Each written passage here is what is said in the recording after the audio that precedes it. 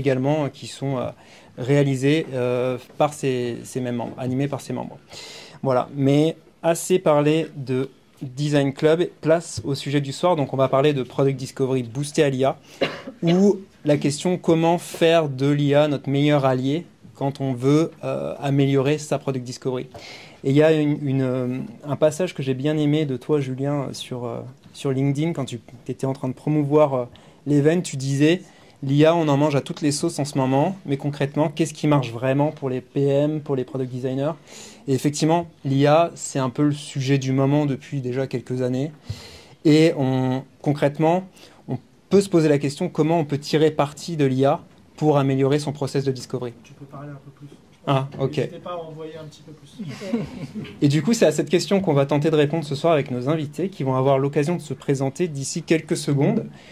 Juste un petit sommaire pour vous expliquer comment on va présenter la chose. On va avoir la présentation des intervenants. On fera un petit sondage pour que vous puissiez aussi participer au sein du public pour comprendre qui vous êtes et aussi quel est votre niveau de maturité IA dans votre organisation au niveau de la Product Discovery. On aura un peu de vocabulaire parce qu'autour de l'IA, il y a énormément de mots qui gravitent et c'est important de pouvoir les connaître pour que vous puissiez vraiment saisir et comprendre la discussion qu'on va avoir ce soir. On parlera des raisons d'intégrer l'IA dans la discovery. Et je pense la partie qui vous intéresse le plus ce soir, les use cases. Qu'est-ce qui fonctionne concrètement aujourd'hui dans la product discovery avec l'IA, mais aussi qu'est-ce qui ne fonctionne pas complètement et qu'est-ce qui ne fonctionne pas du tout. Donc on sera éclairé par nos invités là-dessus. On conclura et on aura une session Q&A. Vous pourrez poser vos questions en fin de présentation. Et du coup, bienvenue à nos invités. Ma première question pour vous, c'est est-ce que vous pourriez vous présenter en quelques mots et présenter votre organisation? Et on va peut-être commencer par Candice. Bonsoir tout le monde, moi c'est Candice et je suis product designer chez Indie depuis maintenant un peu plus d'1 an. Et est-ce qu'il y a besoin de donner plus de détails ou pas? Est-ce que tu peux nous présenter Indie en quelques mots? Indie, c'est l'application de comptabilité des indépendants. Et du coup, notre objectif, c'est de rendre la comptabilité simple, ludique et accessible à tous. Super. Écoute, merci. Julien, tu prends la suite? Yes, Julien, je suis Head of Product Design chez Indie depuis 2 ans. Ça fait une petite quinzaine d'années que je gravite dans l'univers du design. Et voilà, j'ai rejoint Indie il y a 2 ans pour créer l'équipe Product Design qui n'existait pas avant que j'arrive. Et voilà. Et pour compléter ce que disait Candice sur Indie, effectivement, on est... on s'adresse aux indépendants qui sont... on a 150 000 utilisateurs aujourd'hui.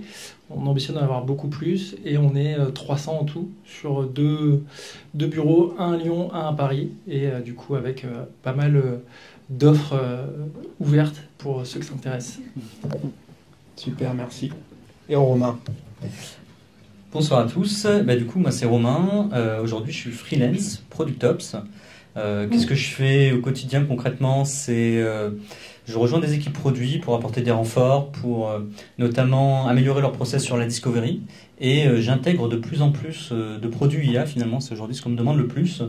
Et j'ai eu l'occasion comme ça de faire plusieurs projets. Et avant ça, j'étais chez Agicap, qui est une start-up lyonnaise aussi dans la finance.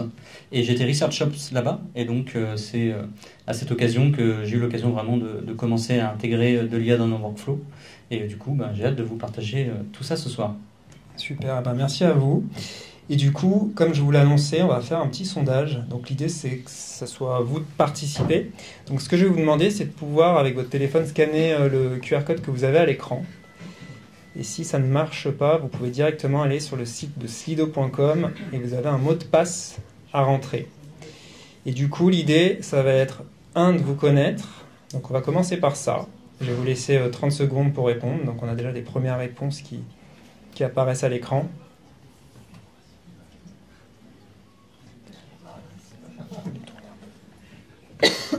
Ok, on a pas mal de product designers, UX, UI. Hop, j'essaie que ça débranche pas. Nickel. Pour la catégorie haute, je suis désolé, mais Slido ne nous permet pas de savoir ce qu'il y a derrière, donc vous serez anonyme là-dessus. Quelques product managers. On a quand même une majorité de product designers, donc super UX designers.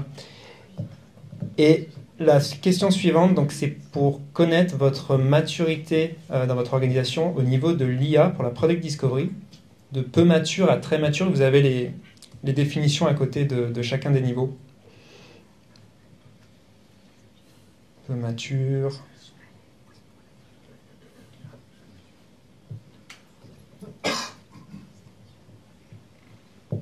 Majorité de peu mature pour le moment.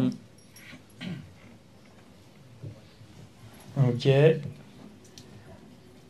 Paul, tu sais combien on est ce soir? Juste pour savoir si tout le monde a bien répondu. Une seconde, je te dis ça. On a 43 personnes qui ont répondu. C'est super, vous êtes nombreux. Bon, je pense qu'on a toutes les réponses, donc on a quasiment la moitié qui sont dans une organisation peu mature au niveau de l'IA.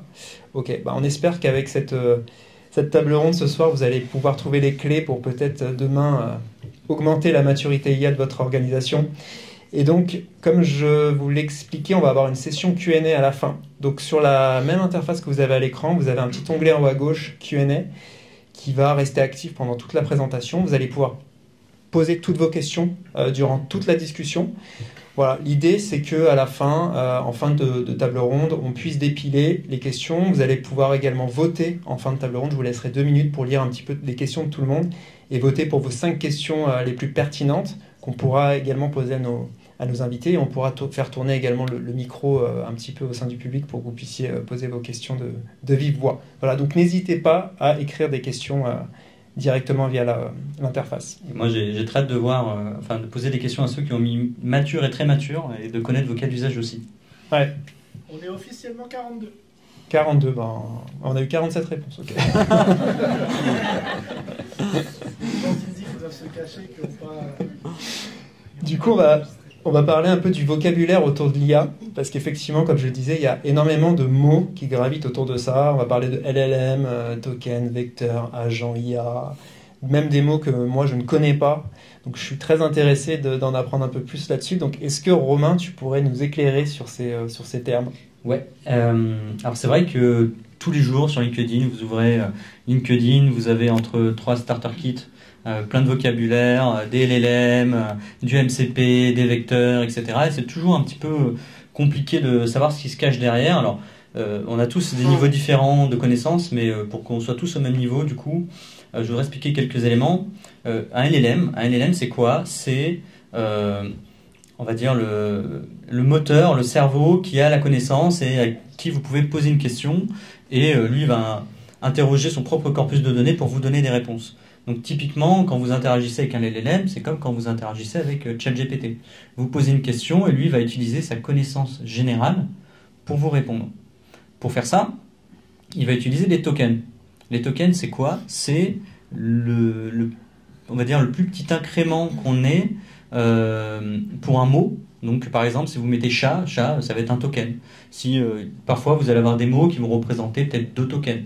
Et ça permet de donner un petit peu la longueur de texte que vous allez recevoir. Et je ne sais pas si vous vous souvenez, il y a quelques années, quand on posait des questions, on avait des toutes petites réponses. Ou parfois, on voulait mettre plein d'informations en entrée, et puis il nous disait non, vous avez dépassé votre limite de token. Ou quand vous êtes sur ChatGPT et qui vous dit stop, vous avez posé trop de questions aujourd'hui, et en fait, c'est que vous avez atteint votre limite de token. Cette limite, aujourd'hui, dans les grands modèles, elle se situe à 200 000 environ. C'est ce qu'on appelle la context window. Et c'est assez important pour un LLM, ça veut dire que vous ne pouvez pas interagir à l'infini, vous ne pouvez pas envoyer un corpus de documents trop grand, parce qu'à un moment donné, vous atteignez cette limite. Et ça, quand on fait de l'IA, c'est important parce qu'on veut déjà maîtriser le nombre de tokens qu'on consomme, parce qu'un token, c'est de l'argent. Et on veut aussi s'assurer que quand on envoie de l'information, on ne va pas s'arrêter en plein milieu d'un document, par exemple. Donc les tokens sont très importants. Et les tokens, en fait, derrière, ce sont des vecteurs. Donc un vecteur, c'est quoi? C'est une suite de nombres qui est compréhensible par un LLM. Et si vous mettez chat, je dis un nombre au pif, ça va être 457.3. Et de cette manière-là, le LLM peut découper énormément d'informations. Et donc, imaginez que quand vous envoyez un PDF dans ChatGPT, ce qu'il fait, c'est qu'il ne va pas lire le texte. Il va convertir le texte en vecteur et vous allez vous retrouver en fait avec un nombre incalculable de chiffres et de nombres que le LLM lui peut comprendre. Et c'est de cette manière-là qu'on est capable de faire de la recherche sémantique et qu'on peut dire, bah tiens, si je cherche le mot chat, et dans mon document, s'il y a chat, chaton, il va comprendre que ces deux mots-là sont proches parce que les vecteurs sont proches. Donc ça, c'est le premier point. Et donc, quand vous interagissez aujourd'hui avec un LLM classique, vous utilisez sa connaissance globale sous forme de vecteurs. Ensuite, un LLM, vous pouvez lui donner un petit peu des super pouvoirs. Vous pouvez lui donner des outils qui vont lui permettre de sortir un petit peu de juste sa connaissance actuelle à lui. Donc, quand vous faites une recherche sur Internet à travers un LLM, en fait, le LLM va utiliser un outil qui va s'appeler du web browsing et il va avoir la capacité d'aller récupérer des informations. Vous pouvez donner à un LLM la capacité d'utiliser d'autres outils. Par exemple, envoyer un email. Si vous demandez à votre agent d'envoyer un email, lui va se connecter à Gmail, va se connecter à l'API Gmail et va remplir tous les champs nécessaires, envoyer la requête et l'email va partir. Et donc un agent, c'est ça, c'est un LLM à qui on a donné des outils qui lui permettent d'interagir dans d'autres systèmes et juste en dehors de juste sa connaissance à lui. Ensuite, vous avez le RAG. Le RAG, ça veut dire Retrieval Augmented Generation. Et qu'est-ce que ça fait ? C'est un outil en fait comme un autre, d'ailleurs, un RAG. Un RAG, ce qu'il fait, c'est qu'il va aller piocher des informations dans un document sous forme de vecteur. Donc, si je vous donne un exemple, admettons, vous avez stocké vos 5 dernières user research dans un dossier, et ce dossier-là, il a été vectorisé sous forme de nombres. Et bien, vous allez pouvoir lui poser des questions sur ces documents, dire par exemple, est-ce qu'on a déjà parlé de la RSE dans nos user research? Et du coup, grâce à l'agent RAG, votre LLM va avoir la capacité d'interroger tous les vecteurs qui sont à sa disposition et de dire, ok, RSE, là j'en ai pas, là j'ai un bout de texte où j'ai le mot RSE, les vecteurs RSE qui correspondent, et donc je vais rapatrier ce bout de texte-là, et peut-être d'autres, et je vais le donner à manger à mon LLM qui du coup va pouvoir faire une analyse. Donc quand on parle de RAG, on parle de ça. Et enfin, le dernier mot, c'est l'orchestration. En fait, on parle d'outils d'orchestration quand on parle de plateformes comme Zapier, N8N, Make, pour ceux qui connaissent.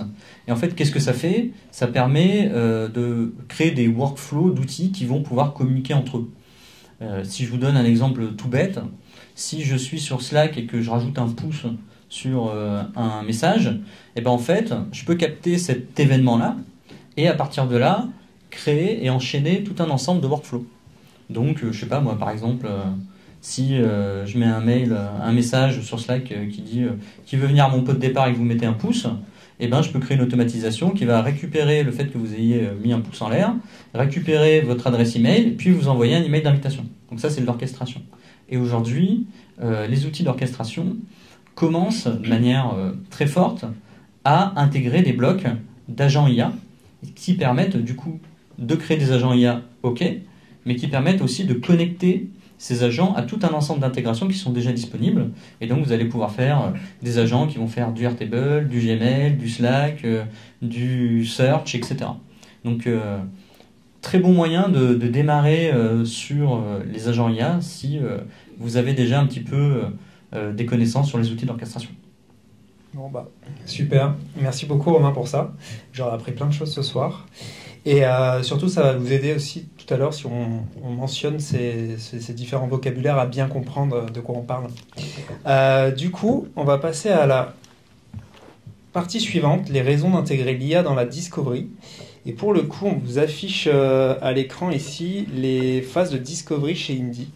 Donc ma première question pour Indy, c'est est-ce que vous pourriez nous expliquer comment fonctionne votre process de discovery et sans rentrer dans le détail des solutions à ce stade? Tout à fait. On va rester un peu macro, mais en gros, chez Indy, la discovery, elle est séquencée en 4 grandes typologies. Donc la première, comme son nom l'explique, c'est de la recherche continue. Donc là, ce qu'on va essayer de faire, c'est de venir détecter des signaux faibles, qu'ils soient business et ou produits. Et comment on va faire ça?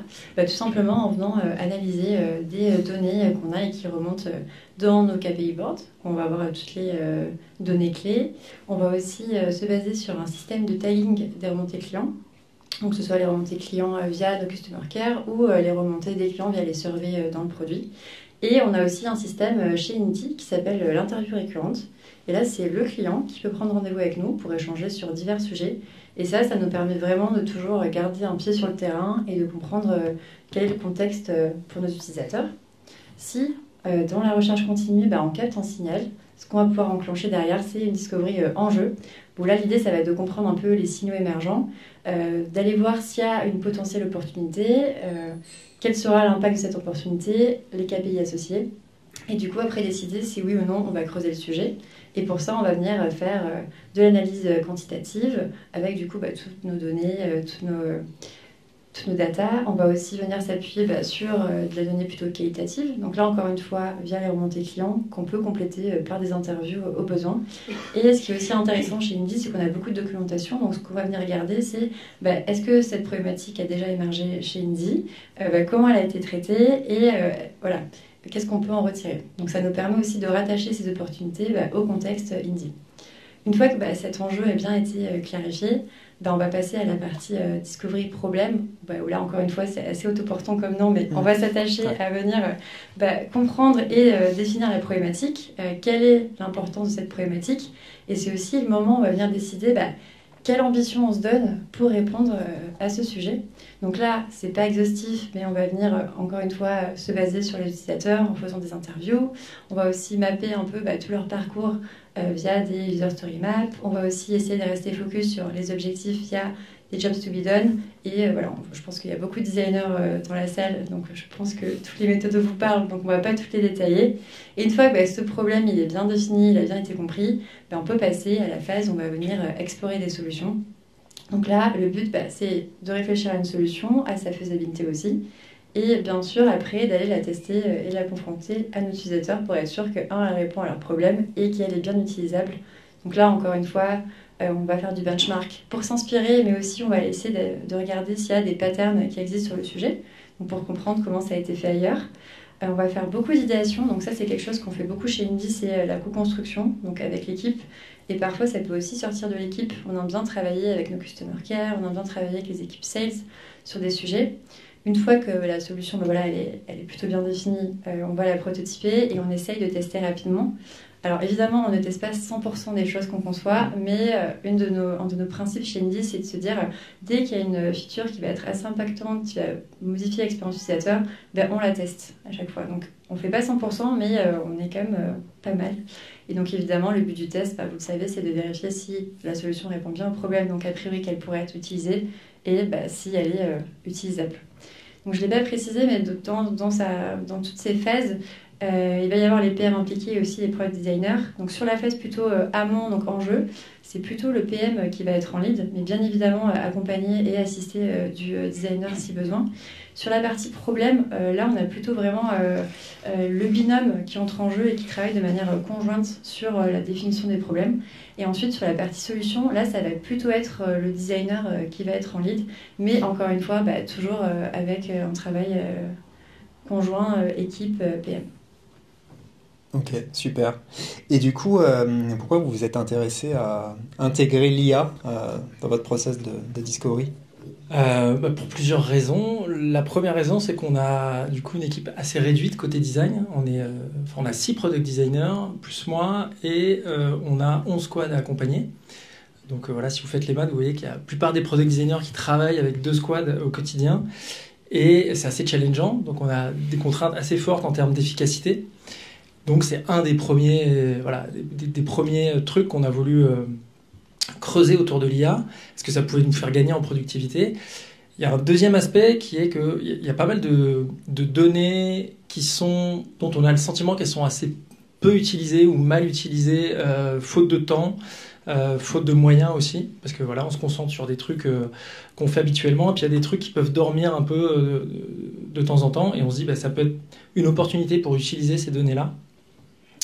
Je pense notamment à tout ce qui est dit dans les call sales, tout ce qui est dit dans les conversations intercom qu'on n'exploite pas à 100%. Donc les conversations intercom, c'est quand le client contacte le support. Il y a une troisième raison qui est que aussi il y a probablement des étapes dans la discovery où on se dit qu'en utilisant l'IA, on peut gagner en qualité d'insights récoltés. Et donc voilà, ça fait quelques temps qu'on se pose toutes ces questions, qu'on fait des expérimentations. Et le gros déclencheur qui a beaucoup accéléré les choses, c'est ce meet-up où vous nous avez contacté et on s'est dit, en fait, c'est l'opportunité d'essayer d'accélérer l'adoption de l'IA dans l'équipe design, de voir comment ça peut nous impacter. Et du coup, on a fait beaucoup de tests. Donc, on n'est absolument pas des spécialistes de l'IA. Nous, je pense qu'on aurait répondu clairement qu'on est moyennement mature sur le sujet. En revanche, ça fait plusieurs semaines qu'on a testé beaucoup de choses et qu'on a du coup quelques use cases qui sont assez pertinents et qu'on partage ce soir, quoi. Bon super. On va bien se garder ça pour la, la partie suivante avec grand intérêt. Et moi, j'ai une question pour toi, Romain. Du coup, par rapport aux motivations qu'ont poussé Indy à intégrer l'IA dans la discovery, est-ce que toi qui interviens dans des contextes tout le temps un peu différents, chez des clients différents aujourd'hui en tant que freelance, est-ce que tu observes les mêmes motivations de la part de tes clients pour intégrer l'IA ? Déjà, la première motivation, il faut se dire que c'est quand même cool d'intégrer de l'IA. Donc en fait, la plupart des gens veulent en faire aujourd'hui parce que c'est bien, c'est fun, on a envie de voir ce qu'on peut faire avec et on a envie d'explorer. Et ça, c'est quand même le premier levier, je pense. Moi, j'interviens aujourd'hui plutôt sur des clients grands comptes, dommage. Donc, eux aussi, ils ont des motivations d'essayer de passer des caps. C'est-à-dire qu'il y a quand même un truc, et je pense que aussi une des raisons pour lesquelles on est aussi nombreux ce soir, c'est qu'on ne veut pas être à la traîne sur ces sujets-là. Et donc, voilà, donc c'est cool, on ne veut pas être à la traîne, on veut aussi pouvoir commencer à engager de la transformation. Et en fonction des équipes, c'est des transformations qui peuvent prendre du temps. Notamment quand on est dans des contextes financiers, où on gère de la donnée qui est même très confidentielle. Et donc, entre le moment où on a une idée et le moment où cette idée-là, elle est réelle, elle est en production, il peut se passer plusieurs mois.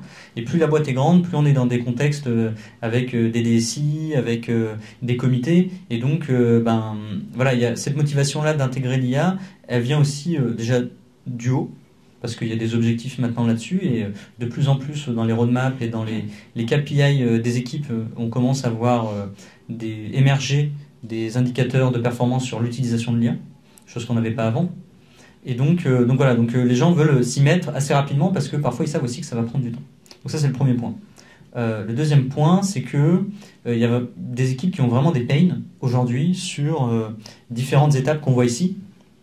Typiquement, sur la capitalisation sur la connaissance client, tout le monde n'arrive pas à le faire aujourd'hui. Soit ils n'ont pas les ressources, soit ils n'arrivent pas à s'organiser pour le faire. Tout le monde n'a pas des product ops dédiés ou des design ops dédiés pour faire ce travail-là. Et donc, ils pensent que l'IA peut être une bonne opportunité d'aller challenger un petit peu ce statu quo qu'ils ont et ouvrir de nouvelles opportunités sur des choses qu'ils ne faisaient pas avant ou qu'ils faisaient mais qu'ils faisaient mal. Et puis, le dernier cas, c'est effectivement les équipes pour qui souhaitent accélérer sur des choses qu'ils font déjà, mais ils souhaitent le faire plus vite, mieux, gagner du temps dessus, gagner en efficacité, etc. Donc voilà, il y a différentes motivations. Et je pense que ce qu'il faut comprendre aujourd'hui, c'est quand on veut commencer à intégrer l'IA, il faut se poser plusieurs questions. La première, c'est où est-ce qu'on perd du temps sur des tâches répétitives où est-ce qu'on perd du temps sur des tâches à faible valeur ajoutée. Si vous avez des tâches répétitives à faible valeur ajoutée, franchement, là, il faut les automatiser. Mais aussi, où est-ce qu'on pourrait gagner du temps sur on va dire des choses qui ont beaucoup de valeur ajoutée, mais par exemple, si vous avez des lead user research chez vous, ou quand on parle de discovery, peut-être qu'ils ne sont pas tout le temps disponibles. Ils ne vont pas pouvoir tout le temps être sur tous les sujets. Et donc, là, on peut aussi se poser la question, est-ce qu'on ne pourrait pas avoir un backup sur l'accompagnement, mais qui ne serait pas forcément fait par une personne, mais par un IA. Donc c'est plutôt du gain de TP. Donc voilà, aujourd'hui les équipes se posent tout un tas de questions de ce type-là, et du coup chacun trouve un peu midi à sa porte quand il s'agit d'utiliser l'IA. Ok, écoute, super, merci beaucoup. Du coup on va passer on va passer à la partie, je pense, qui va vous intéresser le plus. On va avoir donc pas mal de use cases qui ont été compilés par nos trois speakers ce soir. Et on va pouvoir voir à quoi ressemblent ces use cases, qu'est-ce qui marche vraiment parmi eux, mais aussi quelles sont les limites et quels sont les outils qu'on peut utiliser pour ça. Et du coup, le premier use case qu'on a à l'écran, c'est l'analyse de feedback. Et je vais peut-être te donner ça pour que tu puisses éventuellement passer les... Yes, merci. Donc comme le disait Candice, on tag régulièrement chez Indy tout ce qui est remontée client et on classe ça dans différentes catégories. Ce qui fait qu'on a quelques dizaines de catégories de feedback qui peuvent contenir pour certaines jusqu'à plusieurs milliers de feedback. Et vous me voyez venir, c'est des sets de données qui peuvent être assez compliqués à analyser et que du coup, en début de discovery, parfois, on a du mal à analyser de façon exhaustive quand on le fait à la main. Donc le premier truc qu'on a voulu creuser, c'est ça, c'est comment est-ce qu'on peut récupérer un set de feedback, une liste de feedback, ce que vous voyez à gauche là, et le donner à un LLM et avoir une analyse thématique de ces feedbacks, une idée de la priorisation des différents problèmes selon des critères qu'on donnera au LLM. Les critères qu'on a utilisés là dans ce test-là, c'était la criticité des problèmes et la récurrence des problèmes, à quel point ces problèmes sont remontés fréquemment. Et voilà, donc on a testé différents outils. L'outil qui a le mieux fonctionné pour ce use case, c'est Claude, parce qu'il a tendance à être très bon dans ses tâches de classification. J'ai l'impression que c'est un bon élève assez carré, là où ChatGPT va partir facilement en improvisation. Et pour le coup, avec Claude, ça s'est plutôt bien passé. Je vous fais très rapidement la méthodologie. L'idée, c'est pas d'y passer 2 heures, mais vraiment de vous donner les quelques clés qui nous ont permis d'arriver à ce qu'on cherchait à obtenir. Le premier point, c'est de sortir cette liste de feedback et d'associer chaque feedback à un identifiant unique, un numéro, ce qu'on veut. L'idée, c'est que ça va permettre au modèle d'aller vérifier son travail à chaque fois, de vérifier qu'il hallucine pas. Parce que quand on fait pas ça, il a tendance à générer des feedbacks qui n'existent pas. Donc c'est assez gênant. Donc le fait de pouvoir contrôler son propre travail en regardant cet identifiant, ça nous permet d'être sûr que il n'est pas en train de faire n'importe quoi. Ensuite, on lui a donné une première tâche. Donc l'idée à chaque fois, c'est qu'on n'aborde pas les choses sous forme d'un seul prompt, mais plutôt comme un dialogue avec l'outil et une collaboration sous forme vraiment de dialogue engineering où à chaque étape, on va lui donner une tâche, vérifier qu'il a fait ce qu'on attend et lui donner une seconde tâche, etc. Et progressivement arriver au résultat qu'on veut. Donc là, la première tâche qu'on lui a demandé, c'est d'analyser un set de feedback et de nous ressortir une liste de thématiques. L'idée, c'est que il trouve de lui-même toutes les différentes thématiques par affinité qui ont été abordées dans les feedbacks qu'on lui a donnés. La deuxième étape, ça va être de contrôler cette liste-là, de s'assurer qu'elle correspond à peu près à ce qu'on a pu voir en parcourant nous les feedbacks et ce qu'on connaît du sujet. Probablement qu'à cette étape-là, il va falloir aussi corriger ou préciser un petit peu les choses, tout simplement parce qu'on a plus de contexte que le modèle et que c'est plutôt bien de le faire à cette étape, en tout cas de ne pas se reposer uniquement sur ce que lui va nous proposer. Et ensuite, à partir de cette liste de thématiques, on va lui demander de venir nous classer tous les feedbacks. Donc là, on va obtenir un tableau de feedback classé par catégorie, sous-catégorie. Et ce tableau-là va nous servir déjà à pouvoir retrouver les feedbacks dans le bon ordre et au bon endroit, et surtout à venir créer une synthèse de chaque catégorie. Et on va lui demander, à cette étape-là, de venir nous donner ce dont je parlais tout à l'heure, une idée de la priorisation, une idée de priorisation de la priorité de chaque problème en utilisant ces 2 facteurs, donc la récurrence des problèmes et la criticité des problèmes qui sont remontés. Et en dernière étape, on lui demande de nous générer une petite data vise pour qu'on ait une idée du poids de chaque problème qui a été remonté dans le set de feedback. Le bilan qu'on tire de cette petite expérimentation, c'est que c'est hyper utile en début de discovery. En quelques minutes, on peut s'imprégner rapidement d'un sujet, le dégrossir, comprendre vraiment quelles sont les différentes catégories de problèmes qui sont remontés. C'est très pratique pour affiner des catégories existantes qui sont un peu larges. Donc typiquement, nous, dans notre classification, on a beaucoup de choses qui sont de l'ordre de autre feedback sur telle feature. Et voilà, typiquement c'est des choses qu'on n'arrive pas à ranger dans des boîtes. Et ça, ben voilà, c'est enfin une méthode qui nous permet de venir tirer profit de ces feedbacks-là. Et un dernier point, qui est un petit point d'attention, c'est que le LLM, c'est vraiment un copilote, mais il ne faut pas lâcher le volant. Parce que, encore une fois, il n'a pas le contexte qu'on peut avoir nous et la connaissance qu'on peut avoir sur les différents sujets qui sont remontés. Et il ne connaît pas aussi finement l'interface que nous, on la connaît. Donc, il ne va pas tilter à chaque fois sur ce que vont remonter les utilisateurs. Et donc, voilà, l'idée, c'est de bien rester en contrôle et de ne pas lâcher complètement le volant sur ce type d'expérimentation. Je voudrais juste revenir, avant de continuer, sur un point que tu as dit, c'est que tu as dit qu'il fallait procéder étape par étape. Et ça, je pense que c'est hyper important. Faut pas s'imaginer qu'on pose une question à un LLM et il va nous donner la réponse parfaite d'un coup. Et en fait, à chaque fois, posez-vous la question, comment est-ce que vous feriez pour résoudre cette problématique-là ? Si je lui demande d'analyser, si moi on me demande d'analyser tout un ensemble de feedback, comment je vais faire ? Je vais peut-être commencer par télécharger l'ensemble de feedback. Après, je vais peut-être les passer un par un pour les catégoriser. Puis après, peut-être que je vais me dire, bon, je vais prendre des grosses patates de catégories qui ont été catégorisées moyennement finement, puis je vais en faire un deep dive dans chacune des catégories. Et en fait, c'est comme ça qu'il faut raisonner. C'est posez-vous la question, comment vous raisonneriez pour le faire, et du coup, essayez d'appliquer cette passe étape par étape à l'agent avec lequel vous discutez. Si vous demandez des analyses trop complexes tout de suite, il y a de grandes chances qu'ils se perdent ou que vous ayez un résultat bateau générique. Et ça, c'est bien important de préciser, je pense. Moi, je voulais vous montrer un cas d'usage que j'ai mis en place chez mon client actuel, BPI France. Et donc, eux, ils sont une équipe d'une quinzaine de designers. C'est une grosse digital factory. Ils ont beaucoup de produits différents. Et ils avaient une problématique, c'est que à la fin de chacun de leur parcours, ils ont mis en place des CES depuis plus d'1 an. Aujourd'hui, ces CES, ça représente plus de 145 000 feedbacks. Mais du coup, pour les traiter, c'est hyper chronophage. Et ils avaient du mal un petit peu à en tirer parti. Et donc, ce qu'on a mis en place, c'est un agent qu'on a fait avec Dust. Et donc, je vais vous faire une petite démo de ce que peut faire cet agent qui représente assez bien, finalement, ce que peut faire un agent IA. Donc là, on voit qu'on a le feedback assistant, il s'appelle. Et donc, ce feedback assistant, on peut lui poser des questions du type quelles sont les tendances sur donc le pré-flash, c'est un pré BPI France qu'on peut faire en ligne, en autonomie. Et donc là, quels sont les CES et les commentaires associés pour février 2025 ? Et donc en posant cette question-là, il va se passer plusieurs choses. Alors je vais mettre en pause 2 secondes. Qu'est-ce qui va se passer ? Qu'est-ce qu'il va faire l'agent ? Déjà, première step, il va essayer de comprendre la question.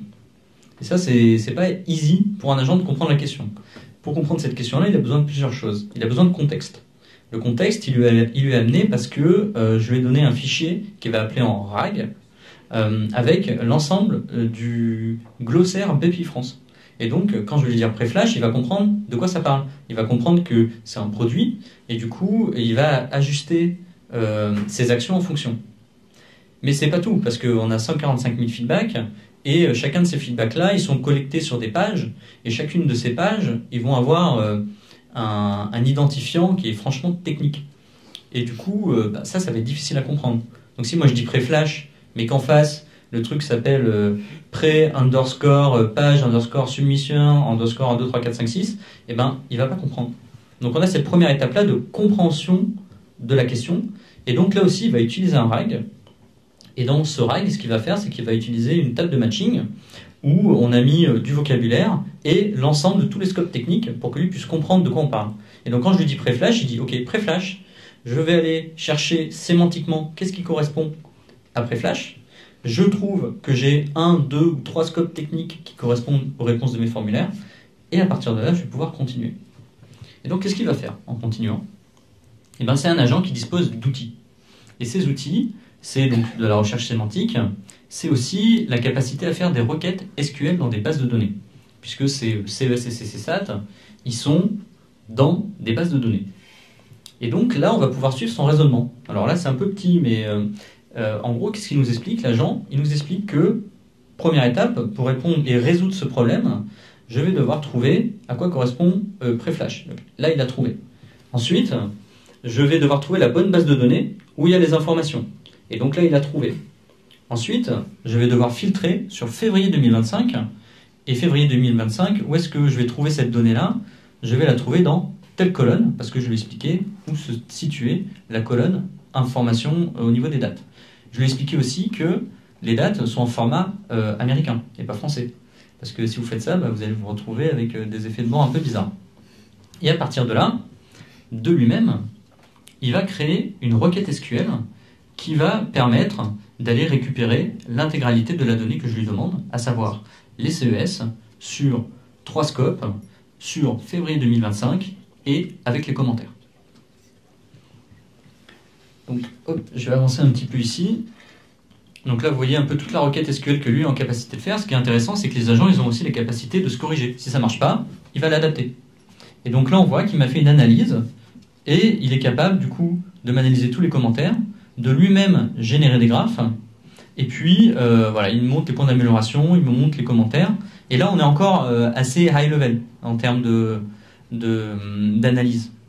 Donc moi, je vais lui dire, ok, merci, c'est gentil. Maintenant, moi, j'aimerais que tu fasses un deep dive sur telle thématique et que tu ailles vraiment me catégoriser de manière exhaustive tous les éléments. Et donc, il va me dire, voilà, on a saisie d'actionnariat, ça, c'est 20% des problèmes qui sont remontés. Et donc là, je vais pouvoir lui dire, ok, très bien, saisie d'actionnariat, moi, ça m'intéresse. Fais un deep dive là-dessus. Je veux comprendre, saisie d'actionnariat, exactement quels sont les éléments qui composent cette problématique-là, etc., etc. Et donc là, on a un vrai usage d'un agent qui va pouvoir faire plusieurs requêtes SQL. Et ça a un avantage, c'est qu'aujourd'hui, si je suis un product designer, du coup, je vais vraiment pouvoir aller cruncher de la data, alors que je ne suis pas forcément super à l'aise avec les outils de BI. Et l'autre effet que ça a, c'est que je vais pouvoir faire des analyses que je n'aurais pas forcément dans des dashboards. Là, je demande février, mais après, je pourrais lui dire, merci, maintenant, remonte sur les 6 derniers mois sur ce sujet-là. Je voudrais voir s'il y a d'autres commentaires sur ce sujet-là, et vraiment aller dans une granularité fine pour comprendre la problématique qui m'intéresse. L'autre effet que ça a, c'est que peut-être que quand je vais poser cette question-là, il ne va pas aller chercher que sur moi, ma squad et mon scope qui m'intéresse, il va aller chercher cross-plateforme et cross-squad. Et ça permet aussi d'aller briser un petit peu les silos. Donc, c'est des outils aussi qui permettent d'aller casser les silos là où vous avez une équipe data qui va vous faire vos dashboards à vous, que vous allez regarder tout le temps. Mais en fait, les clients, quand ils vous font des retours sur des supports, sur des CES, eux, ils s'en foutent dans la squad dans laquelle vous êtes. Ce qu'ils vont vous dire, c'est moi j'ai telle problématique et au fait, votre feature à côté, là, c'est pourri, j'arrive pas à l'utiliser. Et donc, ça peut être intéressant parce que dans les commentaires, vous avez, c'est pas un commentaire, une feature, c'est plein de choses, plein de pain. Et donc, cet outil-là nous permet, nous, de briser les silos.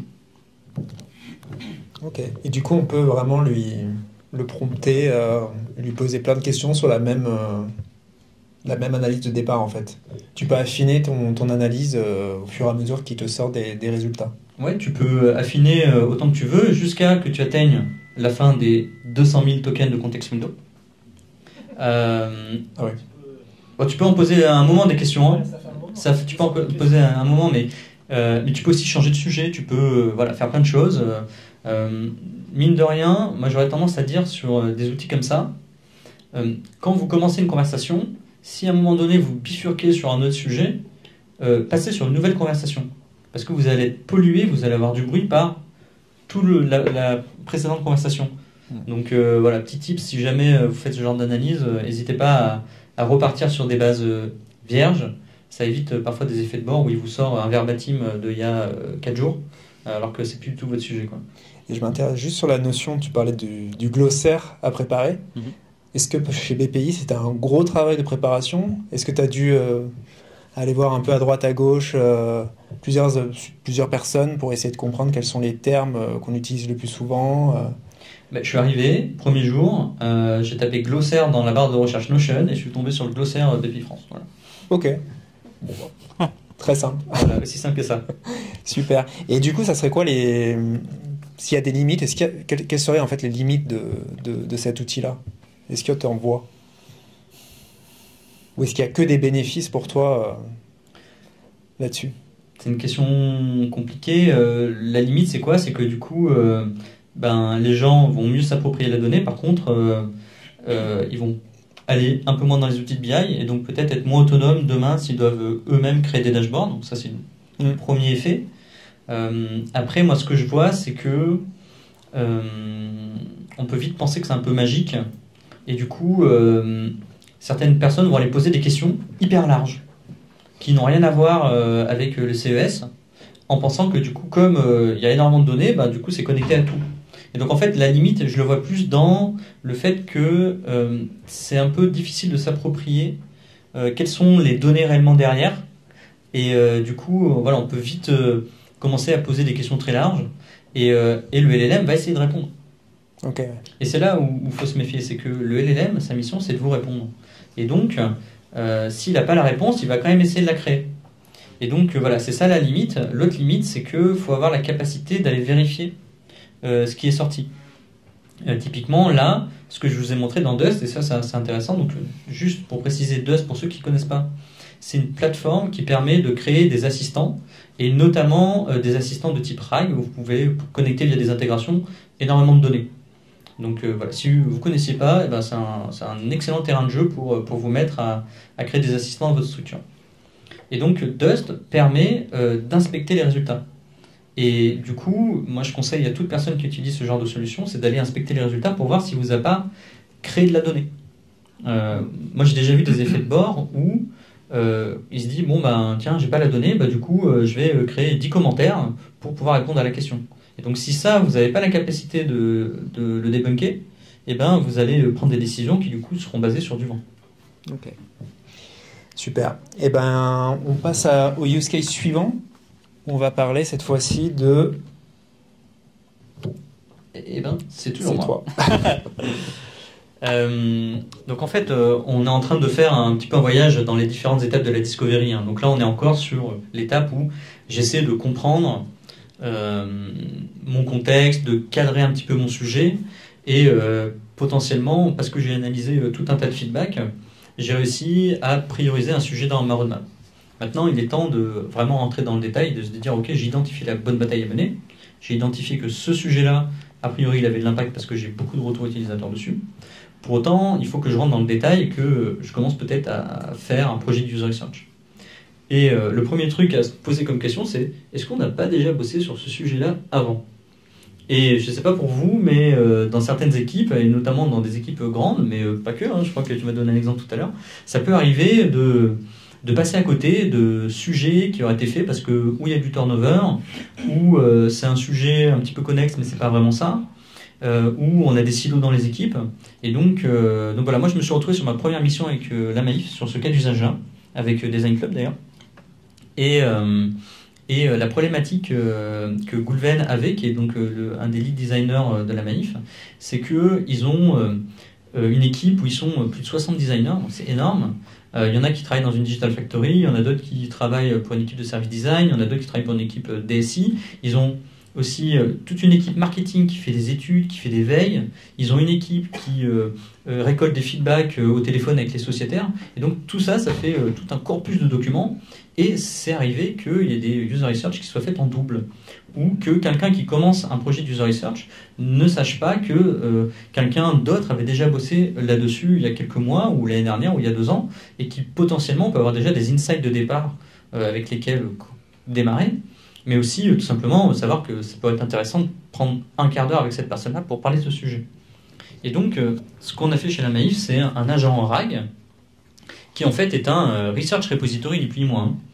Et ce qui fait cet agent, c'est que on a envoyé toutes les restitutions de User Research qu'on avait à notre disposition, et elles ont été vectorisées. Et du coup, là, on peut poser une question du type, est-ce qu'on a déjà fait des études sur la RSE ? Et le fait est que oui, il y a déjà 4 études qui ont été faites sur ce sujet-là.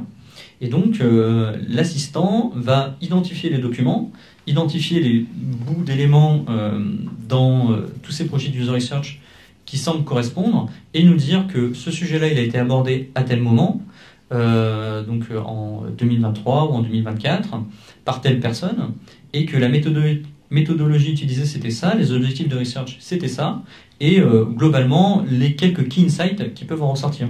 Et déjà, on peut commencer à deep diver un petit peu dans ces insights qui sont déjà écrits et avoir une première compréhension de ce sujet. Donc voilà, si à un moment donné dans votre vie de product designer ou product manager, vous avez essayé capitalisé sur la user research passée avec des repositories, avec des Airtable, avec des Notion, et que c'était une usine à gaz, et ben je vous invite à repenser cette problématique-là avec une vision IA. C'est beaucoup plus simple et c'est beaucoup plus performant. Top. Merci Romain. Cadrer cette discovery. On est encore sur toi, Romain?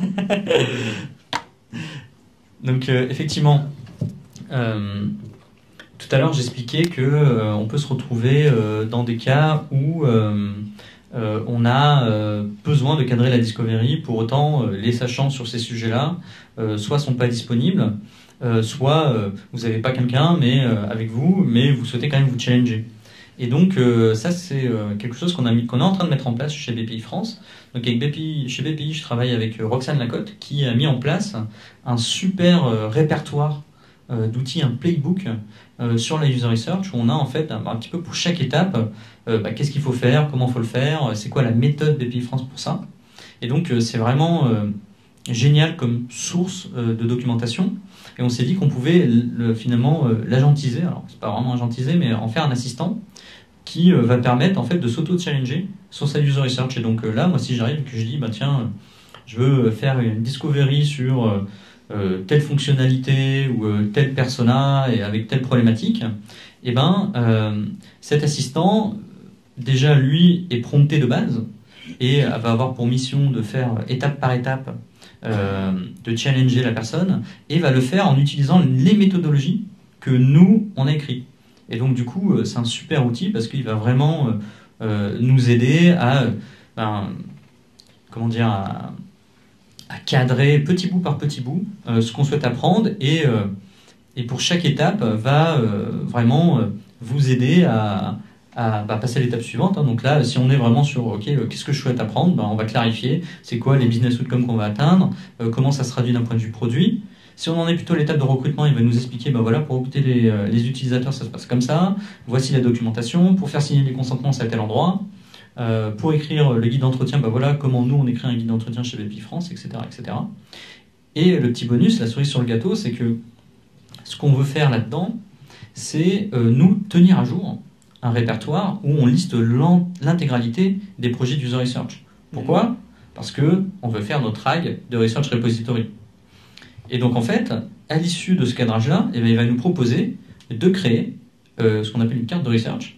Et il va lui-même, alors pour le moment c'est pas tout à fait automatique, mais vous créer la carte de research pour que du coup, en fait, ce soit pas un effort pour vous de faire cette tâche-là qui est un petit peu administrative. Et en fait, la boucle est bouclée, c'est-à-dire qu'on vous a aidé, on a créé la carte de research avec, ce qui fait que demain, quand vous allez vouloir démarrer un nouveau cadrage, vous allez avoir déjà de la matière potentiellement sur ce sujet-là. Ok, ouais. Effectivement, ça évite aussi d'avoir des gens qui vont faire un peu de la recherche dans leur coin avec plein de documentation dont on n'aura pas accès. Et je me demandais, est-ce que ça t'aide aussi à choisir, ça te pousse derrière la bonne méthode à utiliser selon tes objectifs? Oui, c'est l'objectif. Selon tes objectifs, il va te pousser la bonne méthodologie et parfois il va super loin. Donc il faut encore qu'on arrive à cadrer un petit peu. Mais voilà, donc ça c'est en phase d'expérimentation. Donc voilà, pour le moment on teste des choses. Un autre truc qu'on teste aussi, c'est toujours sur cette phase-là de cadrage, c'est le fait de recruter ses users. Alors je sais pas pour vous, mais c'est une tannée. Franchement, c'est une tannée. Recruter les users, entre les identifier, préparer les mails, envoyer les mails, les mecs viennent pas. Donc en fait, c'est pour le coup une tâche répétitive à faible valeur ajoutée. Et donc, une des choses qu'on teste aussi, c'est puisqu'on a plein de feedback, est-ce qu'on pourrait pas recruter nos users par rapport à leur feedback? Donc typiquement, je donne un cas. Si je souhaite travailler sur le funnel de souscription, eh bien, je vais vouloir peut-être parler à des gens qui se sont arrêtés dans leur souscription, et peut-être que je vais vouloir aussi parler à ceux qui sont des détracteurs ou à ceux qui ont mis un commentaire sur, je sais pas moi, une thématique que j'ai envie de creuser. Et donc, je vais pouvoir déjà, grâce à mon assistant d'analyse de feedback, identifier les différents feedbacks, et grâce à mon assistant de recrutement, je vais pouvoir préparer des mails spécifiques pour chacun. Donc là, si j'ai 50 personnes, je vais pouvoir préparer un message personnalisé en disant « Hey, salut machin, on fait un projet on teste un nouveau prototype sur telle thématique. Tu nous as remonté il y a 2 mois que tu as vu un problème à ce niveau-là de ton inscription. Est-ce que tu serais disponible pour nous en parler ?» Et donc là, en quelques clics, potentiellement, on peut envoyer une 50aine de mails personnalisés, ou là, dans notre cas, c'est pour un usage interne, et donc on n'a plus qu'à cliquer sur un bouton, et ça nous ouvre une conversation Teams avec les bonnes personnes, avec le bon message. Ok, super process. On va passer au use case suivant. C'est bon, c'est pas mal. Ah, Yes. Hop, je vais essayer de faire vite parce que je vois que le temps passe et on a encore deux, trois trucs à voir. Donc chez Indy, on fait beaucoup d'interviews utilisateurs, donc à la fois les interviews récurrentes dont vous parlez Candice au début, et puis des interviews qu'on fait en fonction des discoveries qu'on mène. L'objectif principal dans une interview utilisateur, c'est de récolter de la donnée aussi fiable et brute que possible.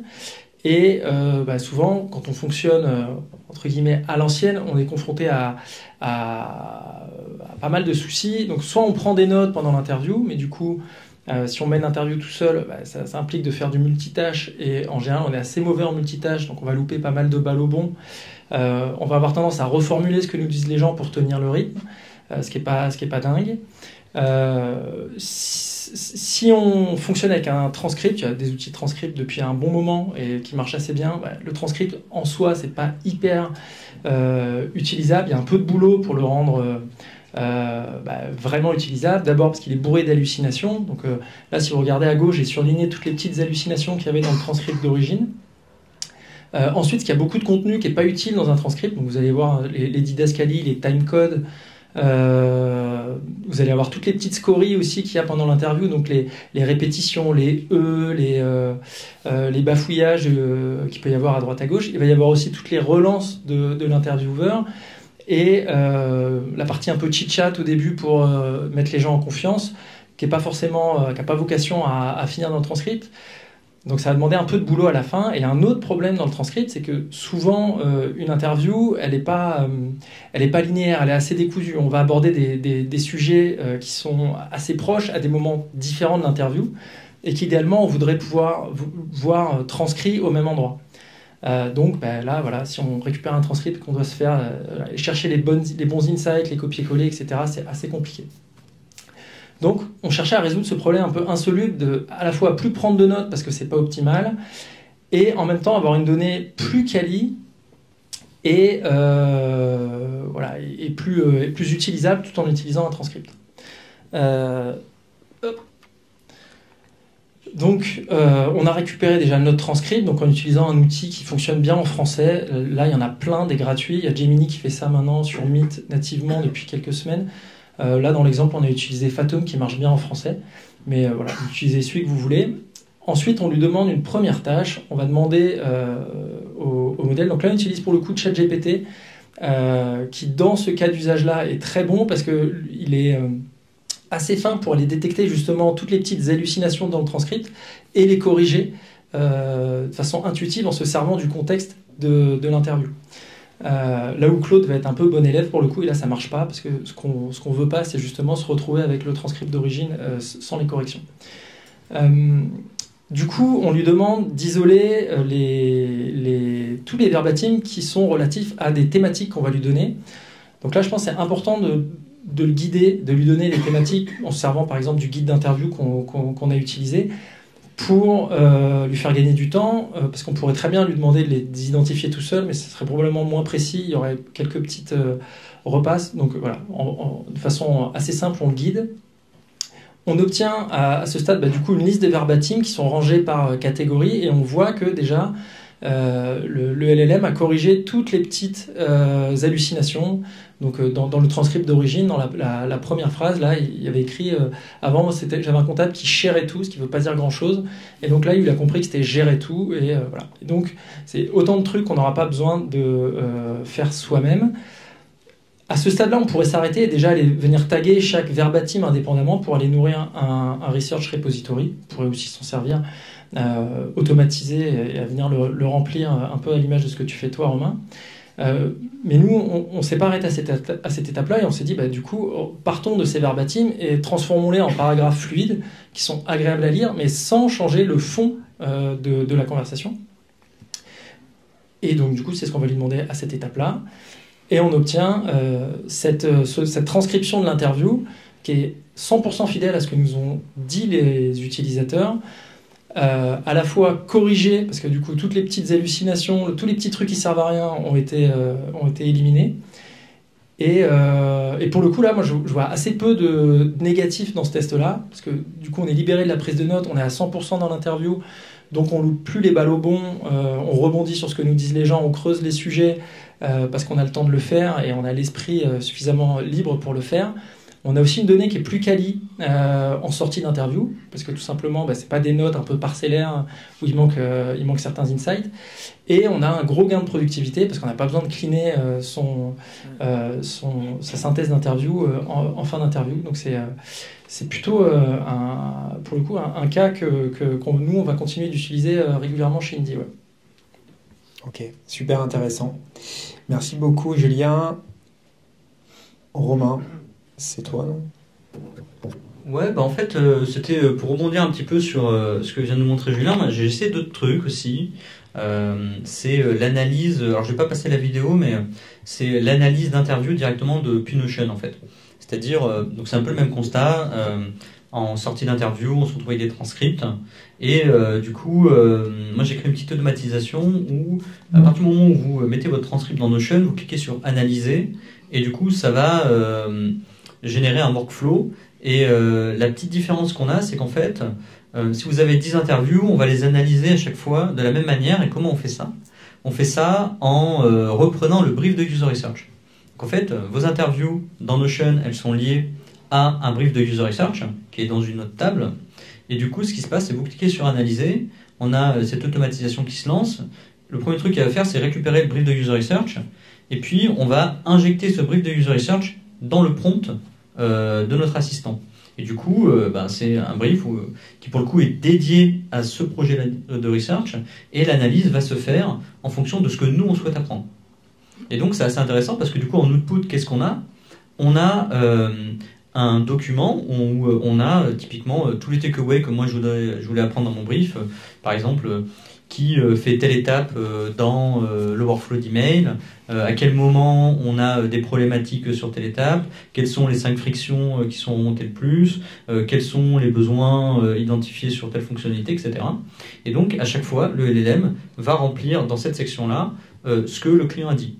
Et puis, on fait une deuxième passe aussi, en même temps en prenant le transcript, et cette fois, on lui dit voici le résultat de la première analyse, maintenant, je veux que tu m'analyses tout le reste de l'interview, sans te concentrer sur le résultat de recherche. Parce que je ne sais pas pour vous, mais moi, quand je fais une interview client, ça part toujours un petit peu à droite à gauche, et il y a toujours des choses que je n'avais pas du tout anticipées, qui sont super intéressantes, mais qui ne font pas partie de mes objectifs que je m'étais fixés initialement.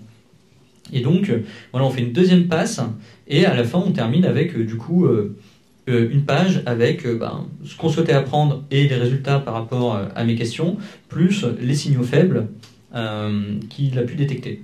Et là, pour le coup, moi je suis un peu déçu de cette automatisation-là parce que je trouve que justement la qualité du transcript joue énormément. Et donc je me dis ce qui pourrait être intéressant, c'est de faire une première passe comme vous faites là, pour cleaner le contenu et ensuite avoir une deuxième passe de ces agents-là. Donc c'est quelque chose que moi j'aimerais bien essayer parce que j'ai trouvé qu'il forçait un petit peu le contenu dans les thématiques et les sections que je lui avais données, alors que parfois il n'y avait pas vraiment de super insight à l'intérieur. Donc voilà, ça peut être une des limites aussi. Là encore, il va essayer de vous répondre et donc parfois il va essayer de forcer des verbatims là où c'est pas vraiment le sujet, quoi. Mais en tout cas, voilà, intéressant, je pense, pour une équipe design notamment qui fait pas mal d'interviews, avoir la capacité d'analyser 10 interviews en 10 clics et d'avoir à chaque fois une interview qui est analysée de la même manière, ça peut être quand même bénéfique, il faut juste un petit peu bosser le workflow. Tu me disais pas il y a quelques temps que tu étais en train de travailler sur le fait de pouvoir faire de l'analyse globale de plusieurs interviews. Eh ben, est-ce que ce serait pas le slide suivant? Le corpus. Ah ouais. Donc effectivement, du coup, la suite de ça, c'est quoi? C'est on a analysé une interview, mais en fait, ce qui est intéressant, et nous, là où vraiment on va aller chercher les insights, c'est analyser plusieurs interviews, c'est identifier les patterns.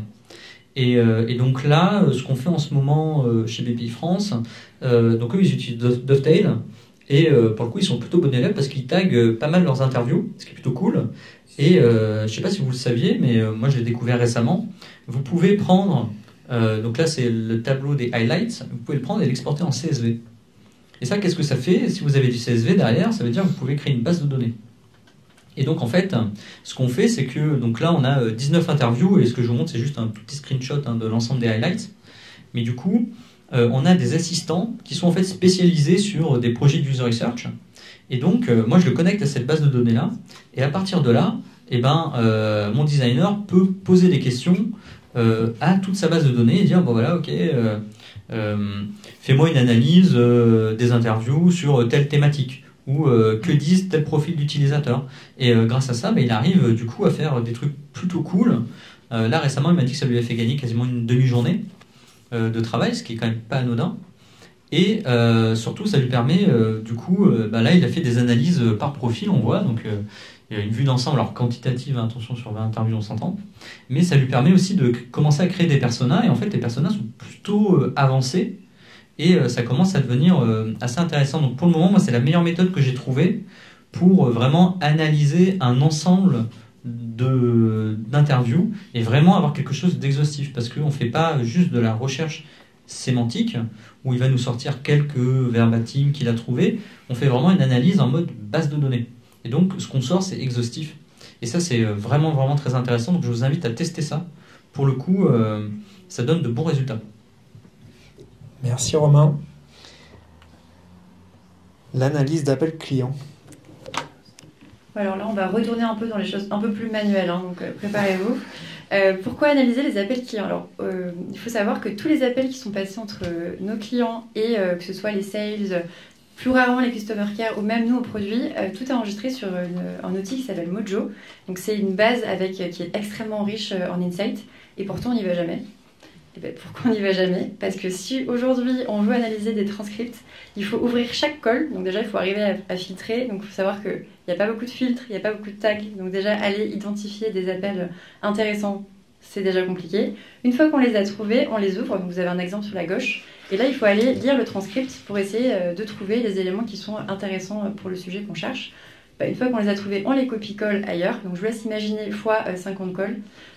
Julien l'a précisé, mais nous, côté design, on travaille sur 2 squads, donc on n'a absolument pas les ressources pour utiliser ces données. Donc en fait, on passe à côté de toute cette mine d'informations. Donc ce qu'on s'est dit, c'est comment on peut essayer d'automatiser le traitement et d'arriver à avoir quelque chose qui soit un peu plus rapide. Donc déjà, la première chose, c'est de préparer les données. Donc là, ça reste encore assez manuel, puisqu'on va venir télécharger le transcript. On a aussi décidé d'anonymiser les données, puisqu'il y a pas mal de données perso de l'utilisateur. Alors pour l'anonymisation, vous le faites avec Figma ou un Excel.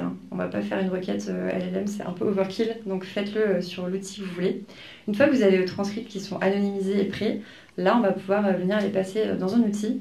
Et la première chose qu'on va vouloir faire, c'est de raffiner ce fichier. Donc en lui disant, là sur tous les transcripts, pour chacun des transcripts, ce que tu vas faire, c'est que tu vas venir me donner toutes les informations liées à ce sujet. Là, dans l'exemple qu'on a pris, nous, on s'intéresse un peu aux objections des clients qui ont peur de gérer leur compteur en autonomie. Donc, on va lui dire, tu vas me remonter tous les éléments qui ont trait à ce point-là. Là, c'est important de venir lui dire attention, ne reformule pas, n'invente pas. Julien en a parlé, mais c'est vraiment important de lui préciser qu'il faut garder les données telles qu'elles sont dans le transcript. Sinon, on va se retrouver avec des choses totalement inventées, souvent qui vont nous faire très plaisir, mais qui n'ont rien à voir avec la réalité. Une fois qu'on a raffiché ce fichier, donc je vous ai dit, c'est quand même encore un peu manuel, mais voilà, on va dire à l'outil, donc là en l'occurrence c'est Claude, maintenant de venir analyser et catégoriser tous ces éléments. Donc là c'est important aussi, Julien en a parlé, mais de lui dire de bien associer un ID. Donc là par exemple ça peut être le numéro de la conversation, pour que nous après déjà d'une part on puisse venir contrôler que par rapport à ce qu'il nous avait isolé comme élément, les catégorisations sont cohérentes. Puis aussi, Julien en parlait, mais c'est nous qui avons le contexte, donc en général, on sait à peu près si les catégories sont cohérentes ou pas. Et un deuxième point, c'est si jamais vous avez envie d'aller creuser un sujet, vous dites, ok, conversation 6, a priori, celle-là, je vais la mettre de côté pour aller la creuser, parce que vraiment, c'est ce qui m'intéresse. Après, on peut le dire de rédiger en français aussi, parce que parfois, il nous parle anglais. C'est hindi, c'est international. Et un dernier point, j'insiste là-dessus, je pense que c'est vraiment important, c'est de bien vérifier toutes les catégories, parce que parfois en diagonale ça paraît cohérent, mais d'aller vraiment faire cet effort, en tout cas au début quand on commence le prompt, de s'assurer que ce que l'outil nous renvoie est bien cohérent avec ce qu'on a vu dans les transcripts. Après, quand on a l'habitude et que le prompt fonctionne, on peut se permettre de moins vérifier, mais bon, je pense que c'est quand même toujours important de prendre ce temps pour vérifier que, effectivement, dans la conversation 6, on parle bien du manque de connaissances comptables et fiscales. Donc, si on fait un petit bilan sur cette expérimentation, il y a quand même 2 points très positifs, qui est ces données deviennent quand même un peu plus activables. Alors, c'est certes toujours un peu galère, mais on arrive à du coup sortir des grandes thématiques. Et ça, c'est utile. Pourquoi ? Ça va être utile pour défricher le terrain. Donc là, par exemple, on a envie d'analyser 50 appels. On va pouvoir savoir un peu les grandes tendances et se dire que peut-être c'est ça qu'on a envie d'aller creuser ou qu'apparemment, il y a un signal qui indique que c'est plutôt ça qu'il faut creuser. Mais il y a un mais, et le mais, il est quand même assez conséquent. C'est que, vous l'avez vu, la récupération et la préparation des fichiers est encore super chronophage. Et ça, c'est quand même un frein pour se dire qu'on va adopter ce process. Du coup, qu'est-ce qu'on s'est dit ? On s'est dit, on va essayer d'automatiser la récupération des données. Et ça, comment on l'a fait ? On ne l'a pas fait tout seul, on l'a fait avec notre Product Ops, donc qui s'appelle Damien, et qui nous a aidé. Oui, clairement, sinon je pense que là, les scripts, on n'était pas prêts de les avoir. Donc là, c'est toujours la même logique. On s'est dit, là, ce qu'on veut, c'est ne plus avoir à manuellement aller récupérer les transcripts. On ne veut plus avoir à dire à l'agent qu'il faut isoler ces données. Nous, ce qu'on veut, c'est qu'à la fin, on nous donne tous les éléments qui ont trait au sujet donné. Comment est-ce qu'on fait ? C'est surtout comment est-ce que Damien a fait, pour le coup. Il y a un workflow qui est mis en place, où nous, déjà, à côté product, ce qu'on va faire, c'est donner à Damien qu'est-ce qu'on veut récupérer, quels appels il doit aller cibler. Donc là, on s'est connecté à l'API Mojo pour récupérer les données. Donc les données, ici, c'est les appels. Après, ce qu'on va faire, c'est qu'on va raffiner la donnée. Donc, on va garder uniquement les transcripts. Et ensuite, ces transcripts seront envoyés à ChatGPT. Et ChatGPT, il a un prompt qui lui dit tu vas me remonter tous les éléments qui ont trait à, là en l'occurrence, c'est pourquoi les clients sont en retard sur leur déclaration. Donc il va traiter individuellement chaque transcript. Et après, ce qu'il va faire, c'est qu'il va agréger les résultats. Et nous, on se retrouve à la fin avec un tableau qui nous résume l'appel, le transcript si besoin, et qui nous donne aussi tous les verbatims qui ont trait au sujet. Donc évidemment, là, on est en phase d'expérimentation. Donc, c'est hyper important qu'on contrôle ce qu'a fait l'outil si on veut l'étendre et l'avoir de manière plus large. Donc, il a fallu repasser sur les transcripts et contrôler ce qu'a fait l'outil. Mais, a priori, le POC est plutôt réussi puisque l'agent a réussi à nous remonter toutes les problématiques principales. Les verbatims sont cohérents. Et après, il restera une phase d'optimisation de la mise en page parce qu'aujourd'hui, c'est un tableau, c'est pas très digeste. On a du mal à rattacher les verbatims à la problématique remontée. Bon, c'est quand même une belle avancée. Et donc, qu'est-ce qu'on en retire ? Déjà, là, pour le coup, il y a un vrai gain de productivité. On est quand même passé de faire télécharger les transcripts à avoir un outil qui va les récupérer pour nous. Il n'y a plus de copier-coller. Et on a une analyse à la fin qui est plutôt OK. Après, ça, c'est important, mais je pense que c'est un peu ce qu'on dit à chaque fois, c'est que là, potentiellement, quand l'outil va fonctionner, on va se retrouver à la fin avec déjà des catégories, des éléments qui auront déjà été classés. Et on pourrait se dire, c'est super, c'est magique, le travail s'arrête là. Mais je pense que c'est vraiment très important de se dire que l'analyse reste dans nos mains. C'est quand même nous qui avons le contexte, c'est quand même nous qui savons que c'est peut-être la catégorie qui est en bas du tableau de l'outil qui est en fait finalement la plus pertinente. Et donc, voilà, l'outil nous assiste, mais c'est quand même toujours nous qui sommes en charge de l'analyse. Je voudrais juste remontrer ce slide-là parce qu'il est assez intéressant. Tout à l'heure, on parlait d'outils d'orchestration. Là, ce qu'on voit, c'est N8N. C'est un outil d'orchestration. Donc là, ce qu'on voit, c'est toutes les étapes par lesquelles on va passer. Et il y a quelque chose qu'on n'avait pas abordé, mais c'est qu'on parle d'agents, on parle d'assistants qui sont autonomes, etc. Néanmoins, le plus basique que vous pouvez faire d'un point de vue orchestration, c'est d'ajouter un bloc LLM au milieu de votre orchestration. Et ça marche extrêmement bien. C'est très simple à mettre en place. C'est pas un agent hyper custom avec plein d'outils, etc. C'est un bloc LLM qui va analyser pour vous du texte qui est récupéré à travers différents outils. Et ça, c'est vraiment le point de départ. Et du coup, moi, je vous invite à vous poser la question dans votre organisation. Où est-ce que vous avez des informations qui pourraient avoir de la valeur que vous n'exploitez pas encore, comme les calls des sales. Typiquement, à chaque fois qu'il y a un call de sales, on pourrait lancer une orchestration qui va, via LLM, récupérer le transcript et identifier s'il y a des sujets produits et vous les pousser dans un product board, dans un harvester ou que sais-je. C'est absolument le type de cas d'usage où orchestration plus un tout petit bloc de LLM qui vous coûtera pas bien cher vous permet de faire des choses extrêmement impactantes. Et je ne sais pas si tu avais fini. J'avais terminé. Et oui, c'est la vision cible à terme. On aimerait bien avoir tout dans Harvester.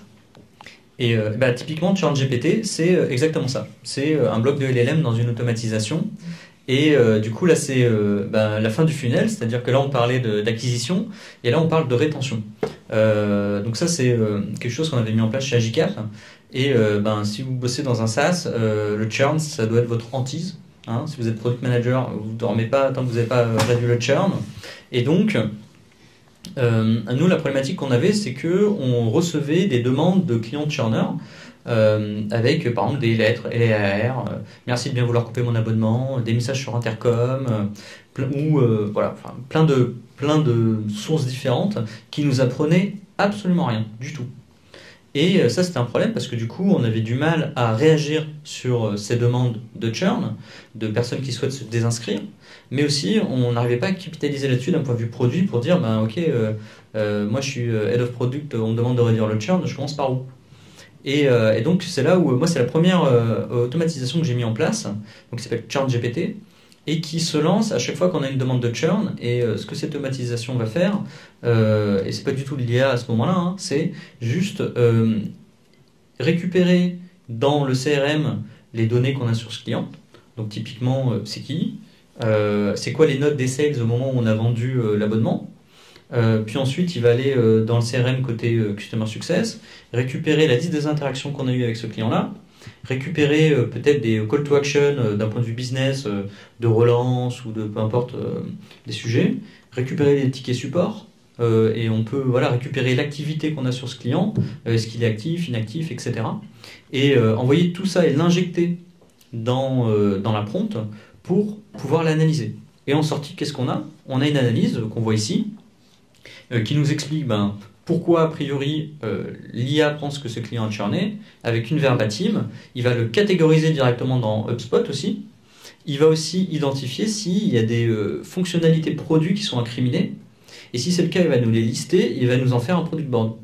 Et donc ça devrait permettre normalement, à l'échelle, de identifier les feedbacks où on a du churn, et du coup, au bout d'un moment, d'identifier les fonctionnalités qui devrait nous permettre de le régler à sa source.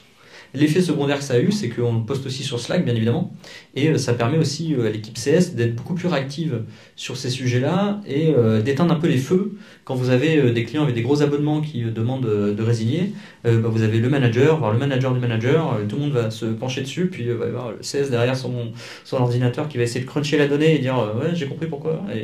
Et donc ça permet de aussi fluidifier ces process-là. Donc c'est pas que finalement une vision produit, c'est aussi une vision business de l'entreprise en général.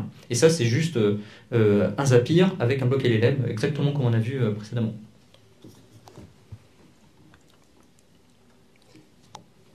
Hop, allez, un dernier petit use case, c'était pour aller au bout de notre process de discovery. Donc vous vous rappelez, enjeu, problème, solution. Là, à l'étape de solution, ce qu'on fait, nous, c'est, comme on vous le disait tout à l'heure, c'est qu'on teste avec les utilisateurs. Et une des problématiques qu'on a sur les tests utilisateurs qui impliquent que l'utilisateur entre des données, c'est que souvent, soit ça prend des heures à prototyper dans Figma, typiquement un formulaire réalise dans Figma, en fait c'est très compliqué, ça demande de faire du prototypage conditionnel et c'est assez chiant. Soit on simplifie à l'extrême et du coup les utilisateurs se contentent de cliquer sur des inputs et du coup on introduit énormément de biais dans le test, donc c'est pas dingue non plus. Et ça faisait un petit moment qu'on entendait parler de Lovable, qui est un outil qui permet de générer du code via des prompts en langage naturel. Et on s'est dit que c'était probablement un bon outil pour faire des prototypes assez basiques, assez simples, justement de formulaires ou de flows dans lesquels l'utilisateur doit entrer de la donnée.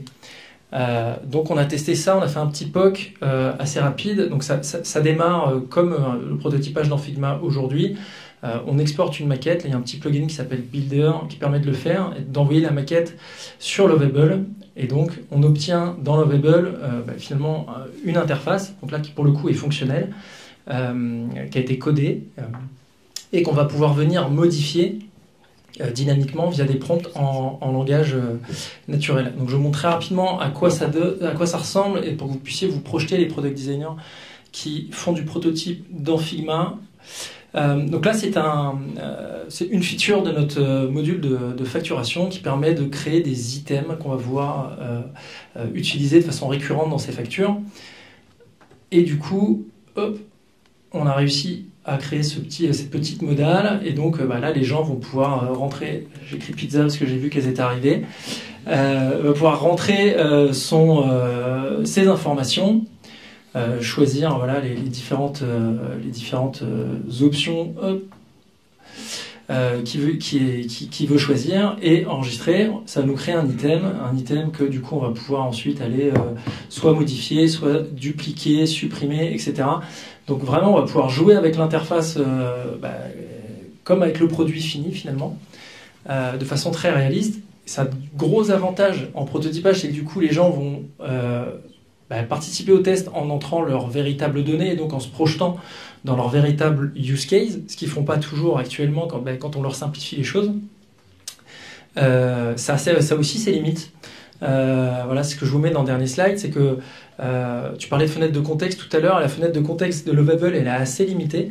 Et passer une centaine de prompts, les performances commencent à décliner, ça devient assez pénible de lui faire des modifications parce qu'il commence à changer des trucs qui fonctionnaient et voilà, à créer des bugs là où il n'y en avait pas. Mais sur des petits use cases comme celui que je viens de vous montrer, c'est hyper simple et c'est même assez génial puisque tout le monde peut se mettre à prototyper. Donc typiquement, ça permettrait de déléguer cette tâche dans l'équipe produit à n'importe qui et pas forcément un product designer qui maîtrise Figma.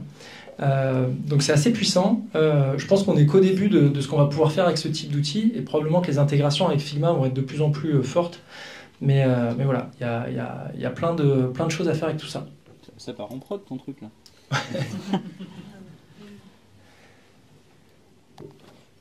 Boucler la boucle.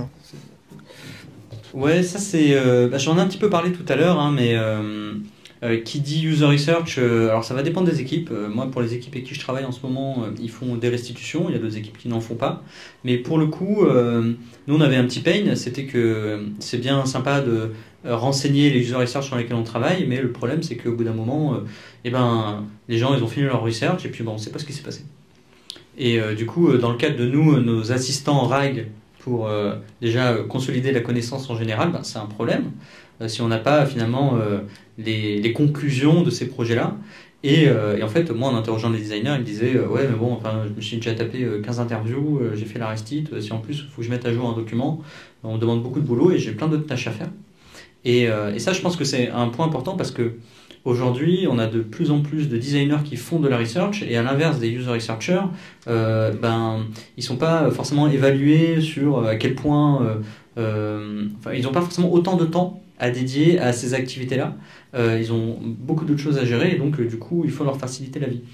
Et donc du coup, pareil, on a créé un petit assistant où en fait, on fait que uploader le PDF et lui nous résume tout, nous fait la carte de research et met à jour. Et donc voilà, c'est des petites quick wins aussi, mais qui peuvent faire gagner pas mal de temps. Et la dernière chose que je voulais vous partager, c'est une petite vidéo en fait pour vous montrer un agent, ce qui se passe un petit peu en back office. C'est quoi, qu'est-ce qui se passe derrière l'interface. Donc là, c'est un agent que moi je m'étais créé parce que j'ai besoin de faire un benchmark et un benchmark dans le BTP. Et du coup, je me suis dit, est-ce qu'on pourrait pas créer un agent avec N8N avec ça? Donc ça m'a pris peut-être 1 heure pour le faire. Et du coup, ça montre assez bien un petit peu comment ça fonctionne. Alors je lance la vidéo, je me demande s'il n'y a pas du texte avec. Voilà, il y a du texte, mais c'est pas grave. En gros, cet agent, son objectif, c'est de faire un benchmark sur des thématiques pour identifier des concurrents. Et donc là, on voit que j'ai donc mon workflow N8N. Ce workflow, en fait, il part d'un Airtable. Donc là, j'ai un Airtable assez classique. J'ai une série de thématiques sur le BTP que moi je souhaite analyser. Et donc je clique sur Analyser. Et ce qui se passe, c'est qu'on voit mon agent qui se lance. Alors qu'est-ce qu'il va faire, mon agent? Il va récupérer les données dans Airtable de mathématiques. Ensuite, il va l'envoyer à un agent. Et l'agent, il a différents outils à sa disposition. Le premier, c'est SERP API. Ça permet de faire des recherches Google. Le deuxième, c'est un outil de scrapping. Et le troisième, c'est un outil pour mettre à jour Airtable. Et donc, en fait, ce qu'il va faire, c'est qu'il va prendre mathématiques et il va commencer à faire des requêtes sur Google en disant, donc là, je ne sais plus quelle était mathématique, mais on va dire que c'est, je sais pas moi, gestion des commandes dans le BTP. et il va commencer à faire des recherches, il va mettre gestion des commandes dans BTP. Il va identifier certains liens, il va voir qu'il y a un lien, il y a top 10 des outils de gestion de commandes dans le BTP, puis après il va faire une autre requête du type quel est le meilleur logiciel de gestion de suivi des commandes. Et puis il va identifier comme ça différents sites web intéressants, et puis ensuite il va dire bon bah, ok, j'ai identifié les sites web intéressants, maintenant je vais continuer et je vais prendre les URL, je vais faire des recherches sur les différents acteurs que j'ai identifiés en tapant nom du logiciel plus fonctionnalité. Et il va pareil identifier la liste des pages web sur lesquelles il y a la liste des fonctionnalités. Et une fois qu'il a ça, il va faire appel à un second agent qui lui va scraper le contenu de ces pages web. Il va se rendre sur les pages web où on sait qu'il y a les fonctionnalités, il va absorber le contenu, en faire un résumé et le renvoyer au premier agent, et puis il va faire un ping-pong comme ça, jusqu'à ce qu'il estime qu'il a répondu à ma question. Et une fois qu'il a répondu à ma question, eh ben, il va mettre à jour Airtable. Et donc là, je vais ouvrir Airtable et on voit que j'ai bien, du coup, donc là, c'est donc suivi des commandes. Il m'a identifié les différents acteurs sur ce sujet-là. Il m'a identifié pour chaque acteur la liste des fonctionnalités. Et donc, c'est comme ça, aujourd'hui, que fonctionne un agent. Et je trouvais ça assez intéressant de vous le partager parce qu'on ne voit pas souvent, en fait, les différentes étapes qui se passent. Il faut bien comprendre qu'on a une requête, ça passe par le LLM comprend, il va utiliser un outil, il va renvoyer à l'agent principal qui va refaire une requête, etc. etc. Et donc, c'est un ping-pong. Et aujourd'hui, vous pouvez faire des agents pour à peu près tout et n'importe quoi. Et donc, vraiment, je vous invite à vous poser la question, qu'est-ce que vous pouvez automatiser, vous, dans votre organisation aujourd'hui, d'un point de vue design, et en particulier sur la discovery, parce qu'il y a vraiment plein de choses à faire. Super. Merci beaucoup pour tous ces partages de use case. On va passer à la phase de conclusion. On est un peu en retard, désolé. Du coup, j'aurais une question pour vous, pour clôturer tout ça. C'est, on a vu qu'il y avait pas mal d'organisations peu matures qui se déclaraient peu matures en IA pour la Product Discovery. Quels seraient vos conseils pour qu'elles puissent commencer à intégrer l'IA dans leur process? Est-ce que vous avez des conseils?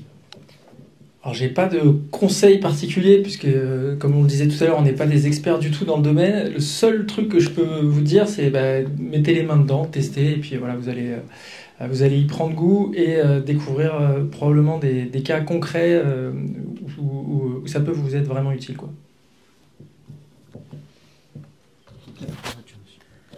J'allais ajouter, et ne vous découragez pas, parce qu'au départ, les résultats sont pas là, donc on a l'impression que c'est plus une perte de temps. Donc persévérez, expérimentez, et vous allez finir par y arriver. Donc allez-y. Et moi, je dirais, faites comme Indy. En fait, moi, je trouve l'approche, elle est top. C'est-à-dire, commencez avec des outils qui sont à votre disposition, avec des Claude, avec des ChatGPT, voilà, essayez des choses. Voyez si vous avez des résultats prometteurs. Si vos résultats sont pas forcément hyper prometteurs, c'est peut-être pas parce qu'il n'y a pas de valeur à aller chercher ça avec de l'IA, c'est peut-être aussi que ça demande de scaler un petit peu le process, donc vous découragez pas.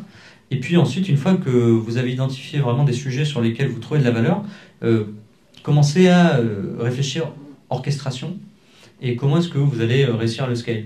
Donc ça, c'est le premier point. Je dirais aussi, commencez petit sur des petites tâches. Essayez pas tout de suite de faire des grosses analyses de fou furieux. Commencez sur des choses simples qui vous prennent du temps mais qui sont pas non plus rocket science. Et n'hésitez pas à vous intéresser aujourd'hui à des outils comme N8N. Franchement, si vous commencez à maîtriser ces outils-là dans votre organisation, vous allez vraiment avoir un avantage compétitif très sérieux. Donc voilà, après, il faut se lancer, quoi. Merci pour ces conseils. Du coup, on va passer à la session Q&A. Je ne sais pas s'il y a eu des questions pendant... Ah, on en a eu quand même pas mal. Du coup, ce que je vous invite à faire là dans la minute qui reste, c'est si vous ne les avez pas regardées, vous pouvez un peu les survoler et vous pouvez aussi voter pour les questions qui sont les plus intéressantes et les plus pertinentes pour vous. Et puis on se dit qu'on va répondre aux 3-4 premières questions qui auront le plus de succès. Donc je vous laisse 30 secondes là pour voter et on va voir le classement qui va se mettre sous nos yeux.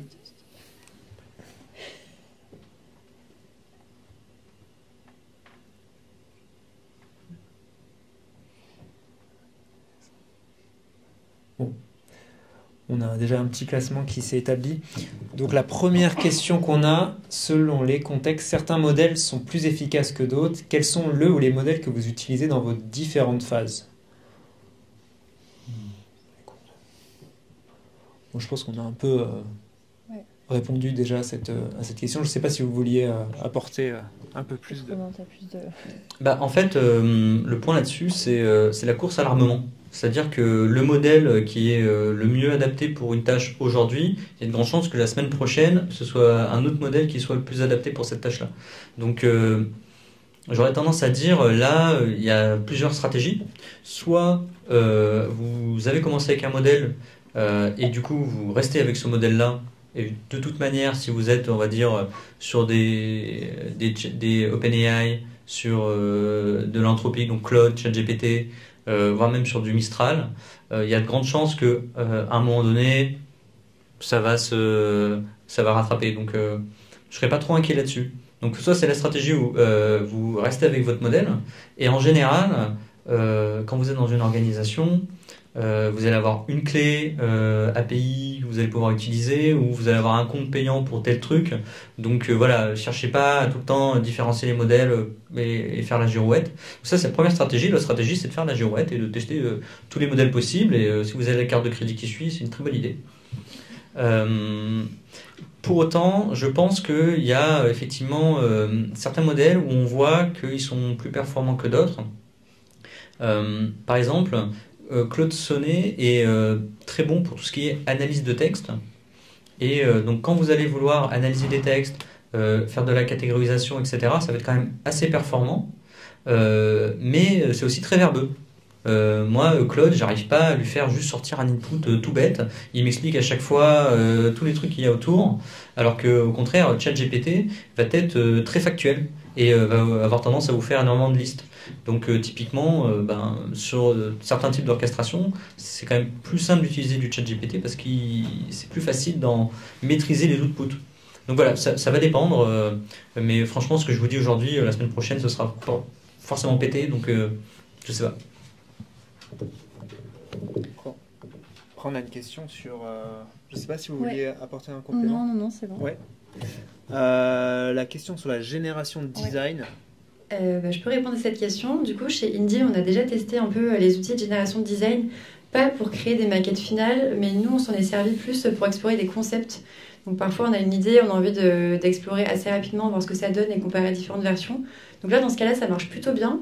Ça peut aussi être utilisé quand on a un peu l'angoisse du frame blanc là, sur Figma et qu'on a envie un peu de commencer quelque part. On peut prompter et voir un peu ce que ça propose. Après, je pense qu'on n'a pas de souci à se faire, ça ne va pas nous remplacer, mais c'est bien pour démarrer, pour donner des idées, pour tester des concepts assez rapidement. Ça marche plutôt bien. Julien, est-ce que tu veux ajouter quelque chose? Rien à ajouter. Je pense qu'on va en prendre une dernière et puis après on pourra passer pour 2-3 questions supplémentaires le micro.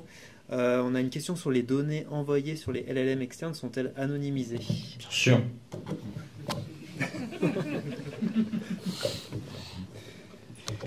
En tout cas, dans tous les tests qu'on a fait, donc Candice l'a dit, on a pris la peine, nous, de le faire pour des raisons éthiques évidentes. Voilà. Après, je recommande de le faire. Je pense que ça peut s'automatiser assez facilement. Typiquement, dans un script Mojo, il y a un numéro de téléphone, un nom, tout ça, ça peut être détecté assez facilement avec des outils internes avant de pousser ça sur des LLM externes.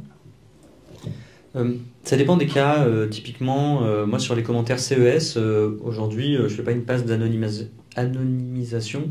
Par contre, on enlève tout ce qui est Unique ID qui permet d'identifier les clients. Donc s'il y a des colonnes sur ce sujet-là, on les enlève. Je pense, ce qui est intéressant à tester, que j'ai pas encore eu l'occasion de tester, mais que j'aimerais tester prochainement, c'est tout ce qui est LLM locaux. C'est-à-dire avoir en fait une instance d'orchestration qui tourne en local, et faire une première passe avec un LLM type Llama 3 par exemple, en local sur notre machine qui va pouvoir anonymiser la donnée et du coup ensuite l'envoyer à un modèle plus performant qui lui est disponible en ligne pour faire l'analyse vraiment de cette donnée-là. Donc aujourd'hui, voilà, moi c'est une stratégie que j'aimerais bien adopter, mais voilà, aujourd'hui il y a certaines données qui s'y prêtent bien, d'autres qui s'y prêtent moins bien, mais évidemment qu'on fait le maximum sur ces sujets-là. Et je pense que... Ouais, j'allais vous demander, est-ce que vous avez des questions dans la salle qui ont popé entre-temps, avant de l'avoir écrit, sur le Q&A? Et je vous donne le micro. N'ayez pas peur, on va pas vous manger. Après, bon, c'est vrai qu'il est déjà peut-être un petit peu tard. N'hésitez pas à aller échanger avec tout le monde, avec nos intervenants. Et puis voilà, maintenant... Merci à nos intervenants. Ouais, applaudissez-les. Merci beaucoup. Bravo. C'est super. Et puis on va passer au moment convivial, hein. Donc il y a des pizzas, tireuses à bière, tout ce qu'il faut. Et j'allais terminer aussi, on va vous mettre en ligne 2 QR codes. Le QR code pour Indy, vous pouvez retrouver l'offre de recrutement pour le Senior Product Designer au sein de l'équipe de Julien. Donc n'hésitez pas aussi à lui poser des questions. Et puis aussi pour découvrir Design Club, ce qu'on fait, etc. Puis on est dispo aussi pour discuter en live. Et il y a des excellentes pizzas qui sont arrivées. Je suis sûr qu'il y en a au moins une à votre goût. Donc n'hésitez pas.